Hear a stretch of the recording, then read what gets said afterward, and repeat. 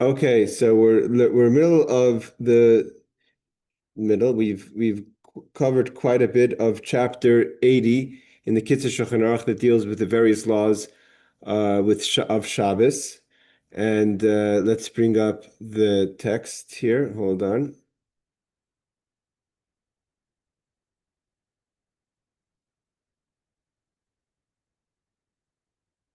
Okay. I believe, we're holding we're holding law number 51 we read, and we're going to read it again. Um, so, so let's see here. It says like this: Kalim shekarchus seviv pihem b'matlis uksharuhu b'meshicha. If you have an opening of a vessel, let's say let's say a jar, and it's covered with a cloth and tied with a string, let's say, right, like you would make jelly or so. Mutter lekaran b'Shabbos, you can tear it open. Shizel mekalkal, you're not fixing anything, you're just breaking something. Mutter l'tzarech Shabbos, because of the Shabbos, it's permitted. So it's let's bring up the number 162 again. There's numerous details involved in this halacha, and you should ask a posik. It means because there's certain ideas that we're going to try to bring up now in the spreadsheet that one has to ask. Again, still must ask to find out if you have any doubt whatsoever. The main rules are, number one, whatever may be opened must be opened in a way that the wrapper, etc., cannot be used after being opened. So you're not creating something by opening it. We'll see what that means in a second. It must be opened in whatever cannot be used after being opened. Number two is you do not tear letters or pictures. Number three is you may not open a bag on its seam, because then it's being done the way it should be done. So you have to do it with a shinoi, something a little off. And number four is you may not open something in a way that will form a spout. Okay, so I'm just going to bring up a little bit of something I prepared. I can't, again, take responsibility 100% that everything's accurate here because I just put it together. But it gives us a basic idea, if my documents allow. Hold on. Let's see if it works. Oh, here we go. Okay. Are you guys able to see it? Yeah. So we have like this. Halachic background. Oops. Yeah, I can Halachic. see it. This is a halachic background. What's the issue here? We have the issues of opening something. So opening bottles or packages on Shabbos can touch on several melachos or gezeros. It could touch on certain doings or prohibitions of things that we've kind of made a gezer. We were careful to protect the laws of Shabbos. You have makav patish, completing utensil. In other words, making a usable bottle from a sealed container. So that's what he said before in the footnote. We have to be careful that when you open something, you're not creating something, because it has to be destroying at best, mekalkal. But if you're creating a keli, a vessel, you're completing that. It should be now usable vessel on Shabbos. That's the problem of makav patish. You have soser, demolishing if one breaks existing structures, that is considered a utensil. Tearing in a constructive way. That's why he said don't do it on the seam. Mechokek, erasing like letters, symbols, or designs. Bona, building a container from packaging. Or uvdin l'chol, if it's weekly actions. So he says like this, opening a sealed utensil for the first time, if the vessel is meant to last, like a bottle, jar, or can intended to be reused, opening it for the first time is also because it's making a kli. Means if the vessel couldn't be used until now you're opening it and making it a vessel, so you're making something that could be used. If it's a temporary container meant to be thrown away, like a bag or paper wrapper, you may open it, but not in a neat, professional way, tear destructively. Like she said before, don't open it on the seam. Hey, Rebecca. Next, glass bottles sealed with cork. Means opening for the first time, like making a vessel, may be usher. However, if the seal is only a stopper and the bottle was already complete vessel before, it's mutter. In other words, if you take a cork out of a wine, it's not a problem because the glass was a full glass. You just put it in to stop it. Now you're taking it out. So you're not creating the vessel by opening it. Breaking something and creating a new opening, creating a pouring spout or a new mouth in a container is considered making a vessel, so therefore it's usher. If the container already had a opening and you're just enlarging it slightly, if it improves the kli, if you're making a better vessel because you're making it wider, that's also a prohibition. It's possible, if possible, destroys, if opening destroys letters, mutter if not done for the purpose of erasing, but to avoid if possible. It means we'll see. There's different ideas about the letters. The letters, again, like cakes. Some people say we're going to see that in the next halacha that talks about that to if you're just going to bite into letters, and so it seems in the Kitzur Shulchan Aruch if also you're just eating it like that to break letters is not so difficult. But if you it's the precautions is basically to have usually, let's say, a frosting. People are careful to put a frosting on a frosting plate so you don't have to cut the cake, cut the letters. He says, Rabbi Farkash brings down, he says in his Shabbos halacha, hold on, Barbara. When it comes to bottle caps, soda cans, yogurt lids, vacuum packs, so he says like this. Let's just, you know what, Barbara, ask your question, then we'll continue to Rabbi Farkash's points. I'm just having problems with the audio. It's really distorted. Is anybody else having problems? Aaron, do you hear? No, it's perfect on my end, but I will ask one question. Sure. One of many questions I have, but I'll ask it over the course of the class. But the first question is, someone said you can open a package and rip the letters of English, but not of Hebrew. I have to check that. I haven't seen. I could be totally wrong. He could be totally wrong. But the point is, that's what I heard. There's no prohibition in Shabbos that says there's a difference between writing Hebrew letters or English letters. So the prohibition of ripping, which falls under the writing or erasing issue, it shouldn't be a difference between Hebrew and non-Hebrew letters. Sorry, Barbara, did you have a question besides the audio? No, I got it fixed. I unplugged my headphones and plugged them back in, and that fixed it. So. Okay, perfect. So, great. My other question is that when you open up, okay, so you have small bags of chips and you have large bags of chips. And so sometimes me, my son, whoever's in my house, doesn't matter. You're going to open them because you decided now you want to eat it. You didn't decide before Shabbos, so you didn't open up all your bags because that's impractical. So you're going to open them up and it's going to make a way so you can reseal it. You're not going to rip it so that you can't use it. And that means you got to take the chips and put them somewhere else.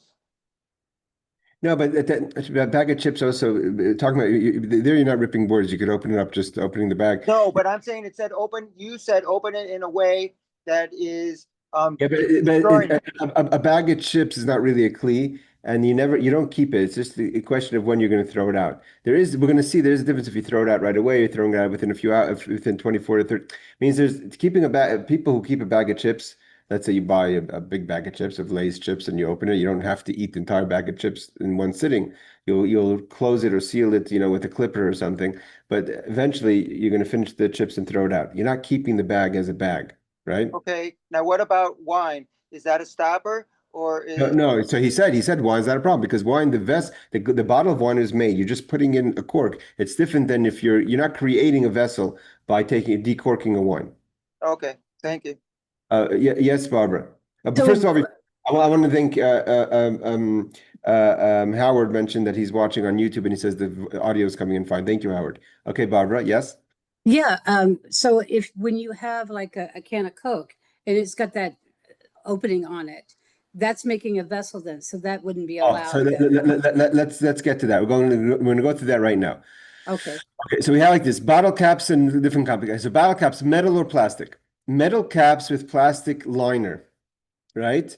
First opening separates the liner and creates a usable cup. So you have like a usable cup, which can be this is considered a tukin kli and usher. So there's opinion that opening, that's why a lot of people will first open their cans of Coke, their bottles of Coke before, because by the liner being separated, now it becomes used as it could be a tiny cup. You could take a little shot. Plastic caps that tear a ring, right? So you have, let's say today, a lot of the tops are not metal anymore. There'll be a plastic that has the ring that seals it, and then you tear the ring, right? So if you want to open that on Shabbos, So plastic caps tear a ring like soda bottles. First opening detaches the safety ring, enabling it to reuse is also, right? Because until then you couldn't use the top because the safety seal was holding it in. Now by disconnecting the safety seal from the safety, now you could use it as a receptacle. Permitted solutions is loosening before Shabbos or break destructively, so it's not usable as a proper cap. Yeah, yes, Aaron. Okay, so she had brought up, and now you're bringing up the Barbara, but don't say she. Oh, sorry, Barbara. Yeah. Okay. So the can of Coke. So I'm gonna tell you what my rabbi said, because one time I donated a whole bunch of Cokes spiced Cokes to the shul, and we put them out on Salashudas. The rabbi said as this: I never like to put them out because there's a number of people who believe we cannot open it on Shabbos, and for that reason, we like to keep to the stricter of the people in the shul so no one feels uncomfortable. But now that you put it out, I'm not telling you not to open them, but next time maybe it'd be better if you don't put them out, and we could use them on our Tuesday learning. Okay, very good.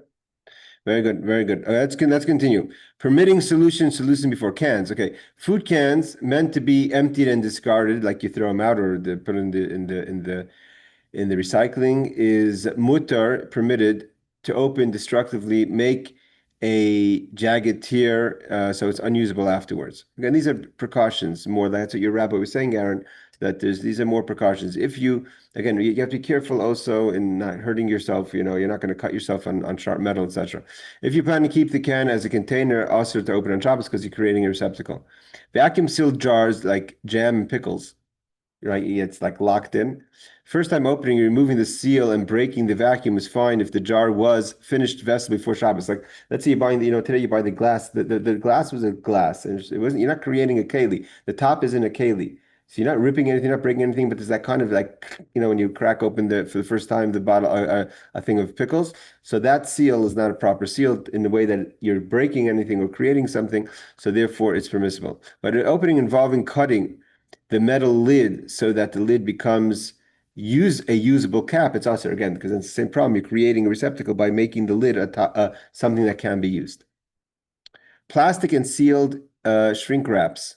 Mutter to tear destructively if it's just packaging, not part of a kli. Again, like I'm saying, a bag of chips, no one, besides children who maybe fill it up with sand, but it's not a receptacle, a proper receptacle to say that a bag of chips is considered a receptacle.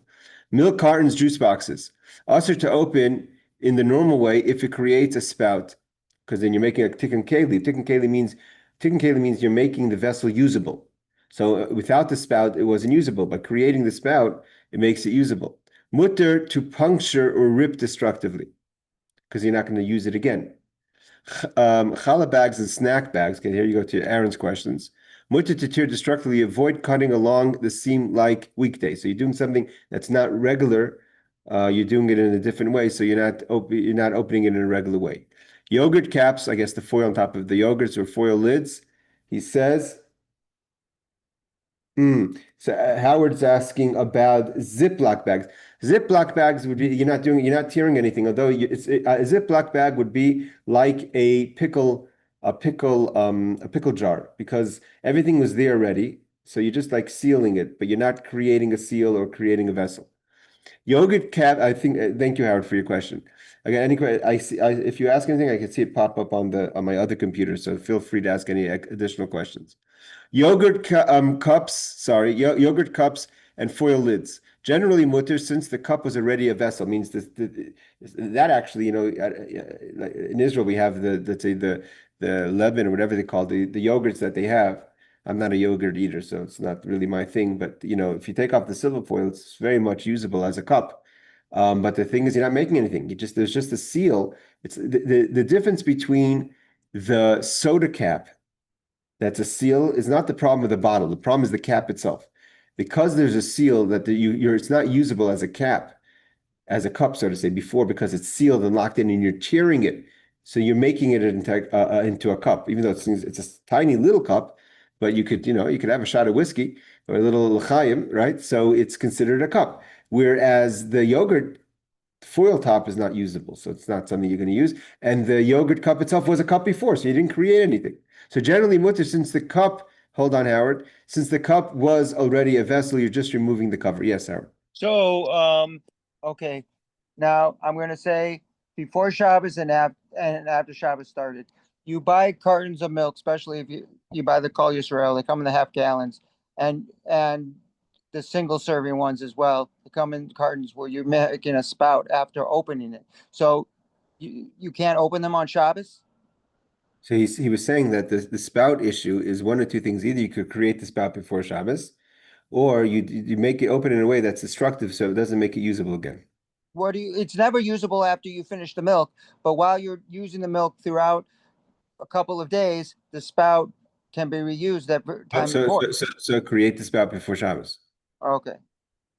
All right. So let's just be careful with printed letters.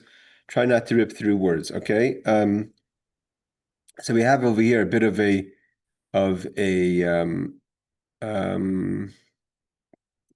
just a list. Again, I'm not. This is a class that would. I'm not taking responsibility 100% for this list, but just to go through the issues, we're going to have to learn it again from the actual source, the text. This is just gathered from the texts. A wine bottle cork is just a stopper, so it's mutter. Metal cap with ring soda. It's for so if you're creating the metal cap that is that little plastic inside. So it wasn't usable because it only became a cap usable after you disconnected that seal. So it's usher, unless you reopened it before Shabbos, or make cap if you break cap in a way it's not usable again. Plastic cap with safety ring is usher. Jam pickle jar with metal lid. So if you're not creating the bottle like the jar is a jar before, so it's permissible. You're just breaking the seal. You're just breaking the suction.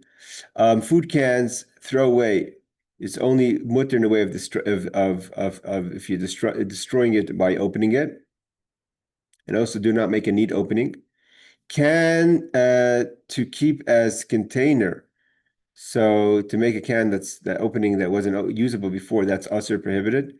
Vacuum sealed plastic wrap is mutter destructively. Again, Howard, I just learned again, Howard's question was about a Ziploc bag. The Ziploc bag is different than a sealed bag. Okay, a Ziploc bag is not, you don't have to open a Ziploc bag by ripping it in a way that because you're not creating anything. The Ziploc bag was all fully done before it just was zipped in. Now you're zipping it out. Yes, Howard, Aaron. Okay. So you said if you're going to keep the can, you can't open it. If you're going to throw it immediately away, fine. What if it has some collectible status? So it has a picture of Star Wars, Superman, or something on it. You're never going to use it as a vessel. You just want the outside beauty of it, and you're going to save it. Should you not open it? I mean, that's a good question. That's a good question. I'm not going to answer 100% with certainty, but as a collectible item goes, the value is decreased because you opened it. Had you kept it unopened, right, it'd be more valuable usually. Correct, but then the thing, I always make the joke, then the bugs come, and then it's not worth anything anyways. But I'm saying sometimes. What'd you say? I said, like with boxes of cereal, for instance, the bugs come, and then it's not worth anything anyways. Okay, that's just my joke. But I'm saying I understand what you're saying, but sometimes they're not worth anything, but you still want to keep it. It's not going to. I understand what you're saying. I'm not going to give a definitive answer, but I'm leaning towards that it'd be okay because it's not being used as a vessel, and you're not increasing in its value. But let's put a pin on that. Okay, but I see you're American because you know about collectibles. Keep the thing intact, totally. Exactly. Vacuum sealed plastic carton, juice box, milk cartons, also for making a spout. Rip, you could note how to open it, rip by side jagged, whatever. So you're making it in a way that's not usable. Even like I'm not exactly clear about the cartons you're talking about for milk, but I think you could still open the top even if it has the spout. Snack. You never seen when you went to school in America, they give you a carton of milk. Yeah, but I'm saying the top of the cart, you could open it the old-fashioned way of just ripping the top. There's no other way. You have to open it from side A or side B, and it makes a triangle. Yes, I'm not familiar. Okay, let's go. So, a juice box, milk carton, sorry, snack bread bag, mutter destructively, mutter destructively. Again, we're not talking about a vacuum, a Ziploc. Yogurt lid is mutter, we said. Okay, what do we have over here? This is just a repeat of what we had before. Okay, let's go back to, hold on a second. I think I have one more chart that I wanted to look at.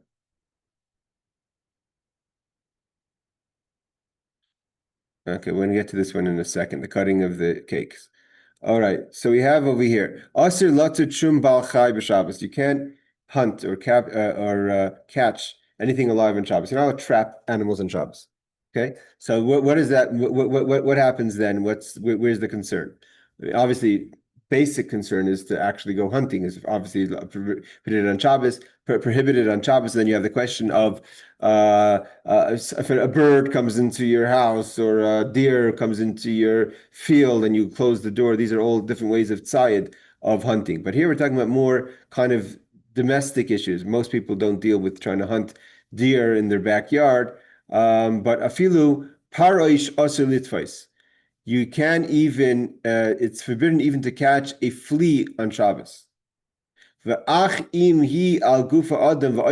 happens if there's a bug on you that's biting you, stinging you?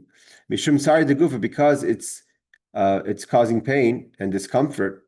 Is you could remove it by your hands, not to kill it. You're not allowed to kill it, but you could pick it up and move it off your hand, off your body. Yes, Aaron. So this brings up another issue. All these bring up issues. So in New York, some places have mice or cockroach problems. So you put up a trap. It's either glue or what you consider a mouse trap. So you put it up before Shabbos because you notice it. You're not going to put it up on Shabbos, but you're going to leave it all week until it traps whatever you're trying to trap, and it might trap it on Shabbos. So what, you got to take it apart and put it away on Shabbos?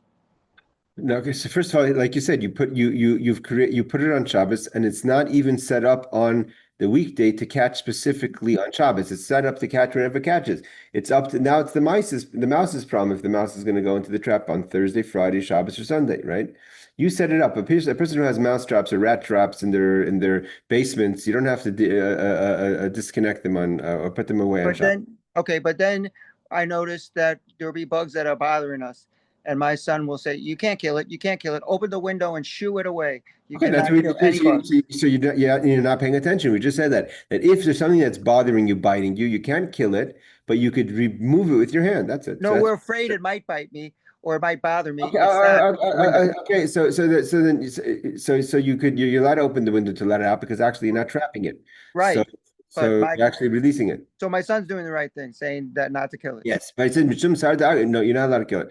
Mutil Zarka, Litla Zarka, you can take it and remove it. I will also Laharga, it says clearly to continue. You're not allowed to kill it. Ki also Laharg Shum Balcha, you're not allowed to kill any living being on Shabbos. However, there's one difference. The difference is kinim, lice. Kivin Shehem is Havas Rak Minazeh, because they're only created by sweat. Mutal hargan, you're allowed to kill them because not really killing something that's alive. Mikol makim elu shebebegadim asur lahargan, but the ones that are on the clothing, we're only talking about lice in the hair. But obviously, if you're living in a situation where there's body lice or clothing lice, that's different because it's not always clear if it's a lice or if it's a flea, and then it could be an animal. El neitel and v'zarkan, you should take it off and physically and Wait, remove it. lice is not an animal; it's a bug. It's a but it's a bug. It's not created through. It's reproduced through sweat. It's a bacterial thing. Therefore, it's not considered something it's not the kind of life like a that's reproduced. It has a special status. I mean, it's the Gemara talks about these things. So it's like maggots or things like that. But the ones in their head can be killed because again they're only created through sweat. Footnote number 163. In a place where many ants are found, you must be careful not to step on them. The Alter Rebbe says, for instance, walking on the sidewalk or places where there's tons of ants, you have to be careful not to kill the ants. So you have to be careful also, I guess, in the walking in the garden, etc. 164. Because fleas are found there too, meaning together with the body lice, So you may come to kill a flea, so says the Magen Avram. So the lice itself is not a problem because it's created by sweat. It's not reproduced by, so to say, female male. But if it's on the body and the body could have fleas, so we're not sure if it's a lice. Where in the hair, it's usually just a lice. Okay. Which means basically, I'm not going to go into, again, we have to study the details of the law, which means basically, I mean, there's no difference between that or putting, lice shampoo on Shabbos. Yes, Barbara. Yeah, I have a question. Now, I live in an area where I get like these crazy ants in. I don't kill them myself, but I have orchid coming out and spraying around my house because here again, you get an ant infestation in your house, and that's going to destroy your house. It can cause damage to your house. So, what about that? I mean, the orchid's not coming out on Shabbat and doing it, but they are coming out. So You're saying you get an orchid like a kind of plant? no. It's a business that comes out and sprays. They spray around my Oh, you mean to prevent to bring the exterminator? yes, to prevent them from coming around my house. So they Um, spray a chemical and it repels the ants or something. so again, so then you're doing that before Shabbos. Right.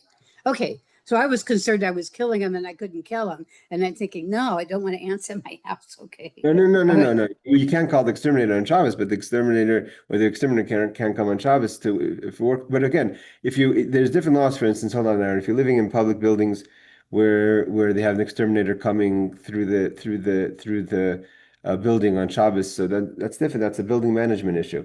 Or for instance, we used to go to Palm Springs, so you would have exterminators coming all the time in the public areas of Palm Springs to kill the bugs. But to have someone comes privately to your home and kill the bugs on Shabbos, you're not allowed to do that. Okay. Yeah, That clarifies it. Thank you. no problem. Aaron? Okay, so I just looked up AI because I'm really confused about lice. So it says lice reproduction by laying eggs called nits, which are then attached to the hair shafts near the scalp. Female lice glue these nits to their hair using a sticky secretion. The nits hatch in the nymphos, which then molt and mature into adults capable of reproducing themselves. Reproducing themselves, meaning? I don't know. I mean, I could go on and read. I could go and search more, but this is a They class. it's kind of asexual. They do it themselves. They're kind of hermaphroditic. They have male and female capability, kind of like. Mm. All right. Well, I guess it has to be more examined, but I'm just quoting what the halacha says about the zeya, about the sweat being a. It comes in contact with your sweat probably because that's how they find you. But I don't think it's like my son once said, or my daughter, well, we had rice and there was a bug in it. He says, the bug just appears because it's old and it dries out. No, they laid an egg in the bag. And when they sealed it, you try to take the black pieces out. That's hopefully the one with the egg in it. But if you leave it long enough, the egg will hatch. And then you see the bugs and they disgusting. But you don't know. It's not just coming. It doesn't just poof out of nothing. This isn't bacteria. But I'm not an expert, so don't quote me. I know we have to look into again. I think even if you're saying they're asexual, but it's again, it's not. It's. Yeah, obviously there's nits and lice is something that if someone has lice, the next person has lice. So obviously, it's not just created through sweat. It multiplies because if one person has lice, it gives life to other people. So there is a reproduction there, but I have to check into it again. More detail why this would be different than sort of say the reproduction of other fleas. It seems like let's check into that about the lice because lice is definitely something that if you send your kid to camp today, girls, it's not we don't find that so much by boys, but in girls camps, at least in the Jewish girls camps, they won't let you go to camp if you haven't been certified, checked by someone for lice. They wouldn't let my son back into school, in grade school, I think preschool, whatever it was. And he had to go to a place that actually you pay them to check for lice and try to give you first treatment. But what I wanted to say, I mean, I had to shave my head when I was younger and got lice. I think I got it on a train ride to Chicago from St. Louis. Okay, and then I shaved my head. It obviously multiplies. But you know what you said? if a mosquito bites you, you're allowed to kill it. Nits. I didn't say if a mosquito bites you, allowed to kill it. I said you. Then I thought if something was bothering you, you could kill it. I didn't say you could kill it. I said you could. It says no. Clearly, it says you cannot kill it. You could take it with your hand, making sure not to kill it, and pull it off you. But someone said, like, if there was a poisonous snake that would kill you, A poisonous snake and a mosquito is not the same thing, unless you're worried about the, malaria or the different diseases. But okay, I get these things confused. I'm not an expert. No. If you're talking about a snake biting you, something else. But here we're talking about that's pikuach nefesh. But here we're talking about just being annoyed by a bug or a bee. If you're allergic to bees, it's different than just a regular person who gets stung and it hurts. So if there's a bee on you, you could take it, you remove it. You don't have to let it bite you. If you'd be deathly allergic to bee, that would be something different. Okay, thank you. Okay, but we do have to check the lice over here again. Yesh lihizar, a person should be careful. If you're covering something that there's, kids, fleas or bugs in a jar. So or even fruit flies. So you make sure that you try to get the birds out, the bugs out, the flies out first, so you don't trap them, because by closing it, you're trapping them. When you close it, you're trapping the fleas or the bugs, so to say, in the jar. So you have to be careful. Basically, if you can, try to get them out first. If not, you don't have to be very careful to make sure there's not one fly, because it's you have no intention to trap them. You're just closing the jar. So whatever you see easily, try to shoo away. But to sit there with a magnifying glass to see if there's anything alive in the jar before you close it, that's not required, because there's no intention here. 165, he quotes the Bir Halacha and the Taz. Aser lahaitzi dam afilu dam shebein hashinaim aser limtzos. He says it's forbidden to draw blood on Shabbos. It is forbidden even to suck blood from the gums. Okay. And he says it's also forbidden to dress a wound with a dressing that draws out the blood. And even more so. You can't squeeze like a zit or something that's going to bring out blood, or pus. So you have to be careful about that on Shabbos. So obviously, therefore, we don't floss, and that's why we're very careful in brushing. We have Shabbos toothbrushes. We have a dentist here in Yerushalayim, South African dentist, who's very careful, and he went to all the Rabbanim, and he found the permissible toothbrushes on Shabbos that are called Shabbos toothbrushes, that are very, very kind of a soft brush that doesn't cause bleeding in the gums. Okay. Tzitzin shehem kemin ritzuis dakis sheper soimi or ha'etzba saviv hatzipoiren. This happens all the time, especially in winter, when you get dry skin around the nails, right? Those little dry, kind of stringy around your finger or foot nails. So asal harsiran, you cannot remove those annoying dry skin. Bein bikli, bein biyad, bein b'shinayim. You should not remove it, not with a clipper, or not with your hand or your teeth. Vitziparin, and this is also I always get uncomfortable when I read this law. Vitziparin shenifrash rubai vikarav lihinatek umitzarai. What happens if you have a nail that kind of just got cut off? It's almost totally off, and it's really painful. So mutal asir biyadav lebekli. You can use your hand, but not a vessel. V'im lai peiras, meaning a clipper. V'im lai peiras rubai, but if it's not mostly or majority of it hasn't been disconnected for the nail, as asil asir afil biyad, then you're not allowed to remove it even with your hand. So you have to just kind of tough it out for the rest of Shabbos. 166. Since most of the nail is separated, it is almost certain to be separated completely. Basically, the Mishnah Berurah says the reason why, if it's separated mostly, you could remove it with your hand, not with the clipper, is because it's anyways going to fall off soon. But if it's not that much, then it's prohibited because you're causing something. It's also prohibited to do so with your teeth, not just by your hand. He adds that as well. Okay. Yes, Barbara. Sometimes this is a woman's thing. If you get a torn nail like that, you can use a little bit of super glue on that. Can you do that? Could you do that on Shabbos? Because you're not removing it, you're just putting a little bit of super glue on it to hold the nail there. Interesting question. I'm not sure. I'm not sure. I have to check. I'm not sure. I mean, is that something people do? Yeah. I mean, if I get a broke nail and I don't want to clip my nails or whatever, I will put a little bit of super glue on there and that will hold the nail until it'll either grow out a little bit or I can get home and I can clip it.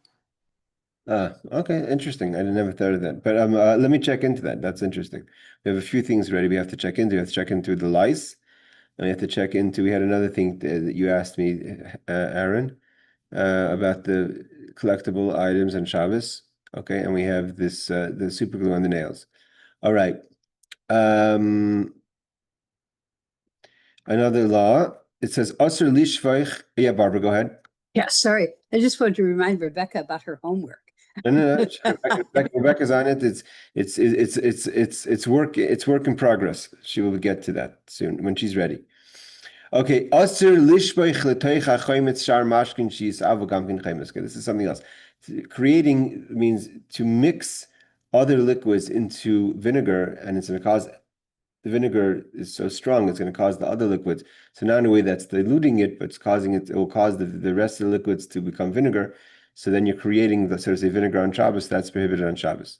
Because he says, the Taz says, because it's considered pickling, so you're pickling the liquid, which is rabbinically similar to cooking. See Mishnah Brura 321:15. Yes, So when you put vinegar, balsamic vinegar with olive oil, that's okay because I use that as salad dressing. Yeah, that first of all, that's a good. That's not so simple. That's a good question. It's a good question if you use it. If pickling is is a process, right? You pickle I know something. what pickling is. My wife does it. No. Yeah, I'm saying, but the pickling is something you do that takes time. Making a salad dressing, usually you mix it together and you eat it right away. So we've learned about the eating right away idea, that things that are done, that if you, for foods that are eaten right away is permitted, whereas to create something is different.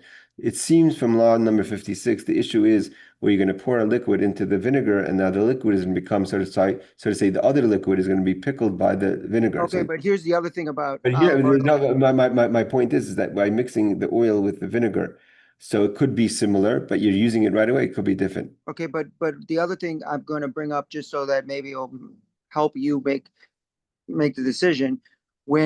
If you mix it right away, it's mixed. But if you wait a while, or if you just pour them together before you shake it, they're separate. It's like oil and water. Yeah, that's the oil part of it. Yes. The oil doesn't mix with other liquids, so that's a good point. But at the same time, also the you're not, pouring vinegar on a salad is not called pickling the salad because it's just a dressing. Oh, yeah, because that could pickle the lettuce if you leave it long enough. You're saying if you would leave it long enough, but you're eating That it. would be that would be coleslaw, or no, pickled cabbage, and people eat that. Oh, I know what it's called. You put it on hot dogs, but I forget the name. But yeah, Sauerkraut. sauerkraut, and they would end up with sauerkraut. But you're eating it before it even gets a chance.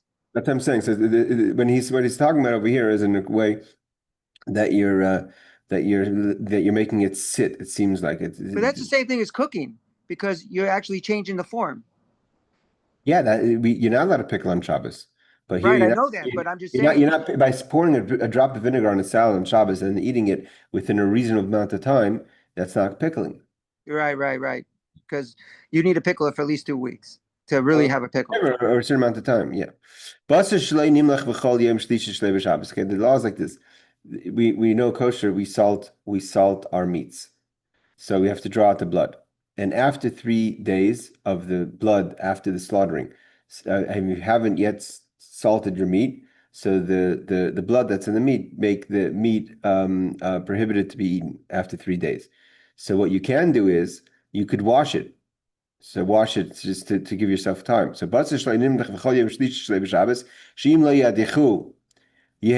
you don't wash it out properly, soak it, it's going to become prohibited. You can ask a non-Jew to wash it, but a Jew himself is not allowed to do it. So here we're permitting asking a non-Jew to do something for you, but you yourself can't do it. Is there any difference in the time between Sephardics and Ashkenaz and Chabad? Because when I was in a Sephardic butcher, they put a big sign up, and it was like I think so many. I don't remember exactly what the sign said, but it said so many days, and then you couldn't eat it, and you had to like there's another process you had to do, or you couldn't use it.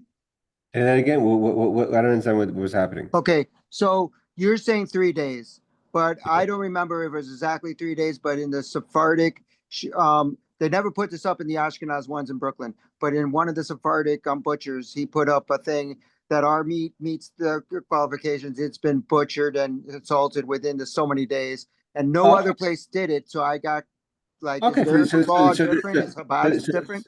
no, they're just showing that they had a precaution in that issue. Yes, Danny. Rabbi, can I put something in the chat about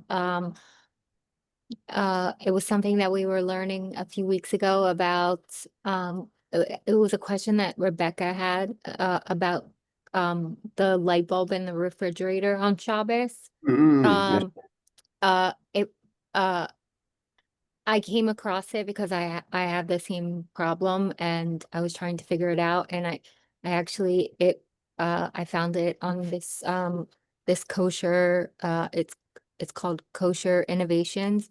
It's called Kosher Fridge Ease, and it's just this like Velcro, like it's sold by this kosher company, and you put it, it's like a little Velcro strap, and it covers the light bulb Button. like on Shabbos. Well, it sure. That would be great if you could post that, and everyone should, anyone who wants could go to the chat on the Zoom and You can check. find it in Brooklyn in the Jewish stores. This is Yeah, Brooklyn. I'm sorry. You don't. but I'm assuming the Velcro, Danny, doesn't. It's not about covering the bulb, but covering the switch, right? Yeah. Because if you're covering the bulb, it doesn't really help much. No, it No, covers it the doesn't. switch so you don't open the refrigerator and the light turns on, and you close the refrigerator and the light turns off. It makes it the switch is always in a way that it won't turn on the light. Yeah, so I'm saying Yeah, it's a switch issue, not a bulb issue. But I just yeah. unscrew the Oh, bulb. then, Aaron, let Danny finish. What do you say? I think it just prevents the bulb from turning on. It like keeps Yeah. the bulb from turning on like Oh, yeah. during Shabbos, and then you can remove this little like Velcro strap after Shabbos. Excellent. So please do post that. I just wanted, and I wanted to say that, for instance, to put a sock or I guess a special design sock over the bulb on Shabbos, that's not going to help the problem. Like, by not just it's not about seeing the light versus, so to say, the light going on. The problem is turning on the lights. So if you're going to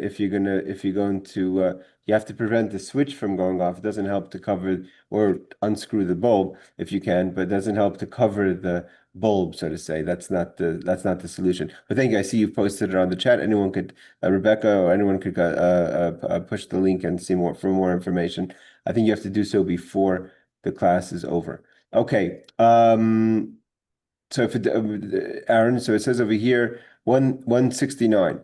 So a meat must be salted within 3 days after the slaughtering. If it was not salted, it must be thoroughly rinsed, or else it becomes straight forbidden.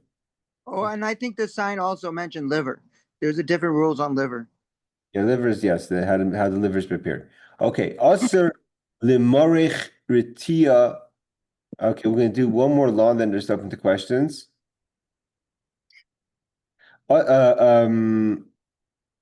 Okay, let's just do one more law here. Aser limorich ritia. It's forbidden to smear plaster or wax or tar. V'chein shayva zefes, or like what do they call it? You have on the walls. People put on what's that white stuff? People, Plaster.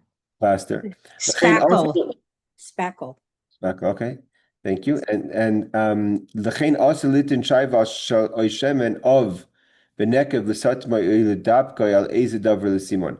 So you can't use wax or hard or congealed oil to cover something over, smooth something over, or to even to make a simon, a sign. Avamuter limroich kigoin chema ala lechem kadema. But it's obviously not forbidden to put peanut butter or margarine or butter on a piece of bread to eat. So there's difference between smearing something that's blocking or on Shabbos, which is a kind of in the building issue, whereas just smearing butter, margarine, mayonnaise, whatever it is that you do. But what about smearing? Because someone said, I mean, my son won't use deodorant that you have to use the spray kind on Shabbos. Okay, that's the same idea of smearing if the stick could be the same problem, yes. Some people use liquid soap on Shabbos, but Igros Moshe says that it is better. Let me slide in. See, some people use liquid soap on Shabbos, but Igros Moshe, meaning Rav Moshe Feinstein, says that it is better not to use it. Liquid soap on Shabbos, smearing the soap. So Then what that's do? You can't use soap because even a hand soap is smearing. it's an excellent question. Well, our rabbi said if you're worried about smearing, add a little water to your hand Yeah, soap. so I think that's what I'm saying. I think he's talking about a thick liquid soap. Whereas if you turn it into like a very if you add water, so it's more of a liquid, it doesn't smear. Yes, Rebecca. That's what I was gonna ask. I thought that if it's like a watery kind of like if the liquid soap is a little bit watered down, then it's okay, right? Say that again. I thought that if the liquid soap is kind of like watery, like thinner and not thick, then it's okay, right? Yeah, that's what we were discussing just there. I'm seeing over here the two. He says that the Igros Moshe Feinstein says it's even forbidden to use toothpaste that's thick. Some people have like will A dip that watery, a watery like tooth. a thinner toothpaste. Yeah, I have that. So we have that. That's a So is the problem with those things that you're like changing the form of it from like something thick to something like No, bubbly? you do Is it. that the problem? No, it's the smearing of it, like it's the pasting of it. But let me ask, Oh, let's make sure that we not make this such a big deal because even when it's not Shabbos, some of the Hasidics, and it's in Brooklyn, and it's only the ones I've seen. I've not seen everyone, but when I watch in the Hasidic shul, when I go daven sometimes there, they don't wash with soap, and they say it doesn't say you have to. It says just use they do the ritual washing 100% perfect. They don't miss a beat. But when it comes to using soap, they don't always use soap. And even in my shul, the ritual washing starts off with how to wash your hands with soap, because I don't know why they don't, but it's just a thing. No, I'm And saying, but I think the biggest Moshe, the Igros Moshe, the Reb Moshe Feinstein says not to use thick soap. If you water, if it's a liquid, a total liquid, as opposed to a gel, then it seems like it'd be a bit different. I mean, the wording they use here, obviously, the text in these footnotes are not the original text. It's just taken from the original text. But he uses the word liquid soap on Shabbos. The issue is the thickness. If it's very, very loose, like Rebecca was pointing out, waterized and everything, so then you're not spreading anything. But like or to dip your Shabbos toothbrush into mouthwash is also not an issue because it's not a toothpaste. Or if you waterize the toothpaste. Well, Rebecca, what kind of you yourself make that liquid or you buy it? no, so I think it's Crest and soap together. They make this kind of toothpaste that's like more like watery kind of. I know there is like a from brand of toothpaste called like Adwa or whatever. That's for Shabbos. I don't know if it's like Sparty, but that's really like a liquid. I don't use that. I use the one made by like Crest and Scope together. It's just, it's like, I mean, it's not like exactly like a liquid, but it's much like what like liquidier than the what comes out of the tube. All right. Food for thought. Again, so yeah, these are all issues that we don't pay attention to all the time, and then we have to be more careful when it comes. That's why Right. And there's stuff. people need to be careful to use like a soft tooth. I don't know if you mentioned this earlier, but anyone who's like brushing their teeth needs to be careful to use a soft toothbrush because you don't want to if you use like a harder toothbrush, you don't want to make your teeth or your gums bleed on Shabbos. Yes, yes. So we have our dentist has given us these Shabbos toothbrushes, and maybe my wife's buying them on her own already. Whatever. It's okay. It does the job for one day, but Eichler's in Brooklyn has a website, and I know in the store, I don't check the website, but I know in their store they sell the Shabbos toothbrush. okay. So anyone who's in Brooklyn or But on you the could buy it online through Eichler's. all right, sounds like a plan. All right, ladies and gentlemen, we're gonna stop here. Any other questions before we go? No, but this class brings up more questions than you bring up topics. That's the idea. That's the idea that we should schmooze through this halacha and all become smarter and help us in our Shmir Shabbos, that we should keep Shabbos at its best. All right, everyone. Thank you so much. Thank you, Danny, for posting the anyone who wants to please take down the That's oh. a great item, though. I've seen And it. somebody just posted excuse me, an Israeli toothwash. So also, Yeah, thank you so much, Rabbi. yeah, Thank sure. you, Excellent. Rabbi. That's called target. Yes, you're welcome all, and have a great Shabbos, wonderful Shabbos. Take care. Thank you. Thank you.